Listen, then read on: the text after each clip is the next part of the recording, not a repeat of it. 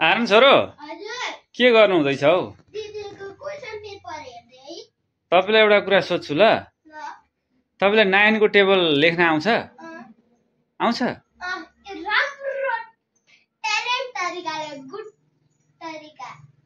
Good तरिका छ? लु देखाउनु त। तपाईसँग ट्रिक छ, आइडिया छ? लु नि त अब यहाँ मेरो छोरोले चाहिँ 9 को टेबल लेख्ने आइडिया चाहिँ छ अरे, लेखेर देखाउँदैछ गाइजहरु। तपाईहरुलाई म यहाँ शेयर गर्न चाहन्छु। अब अहिलेको नानीहरु निकै ट्यालेन्ट हुन्छन्। 9 को टेबल लेख्ने ट्रिक उहाँले चाहिँ लेखेर देखाउनु हुँदैछ। मुन्टो अलि सिधा पार्नु।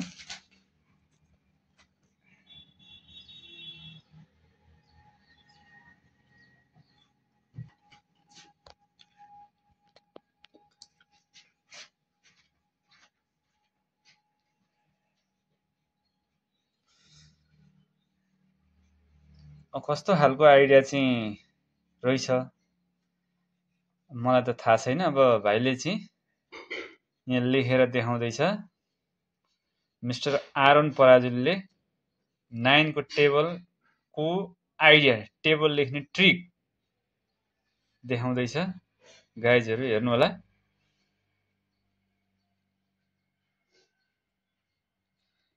बच्चाहरुले आफ्नो ट्यालेन्ट सिप प्रस्तुत गर्न यहाँनेरि खोज्छन्। त्यस्तै यहाँनेरि चाहिँ मेरो छोरोले पनि लेख्दैछ। ल हेर, यस्तो माथिबाट 0 1 2 3 4 5 6 7 8 9। ल हेर्नु त। ओ आमामा, यो तरिका त अनि चिट चोरेको हो हैन?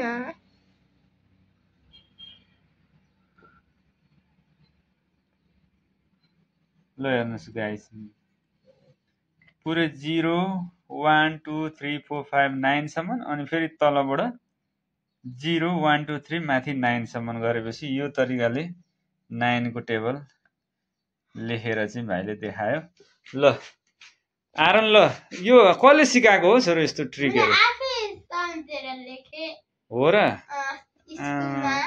यो त अनि आइडिया त अनि राम्रै हो।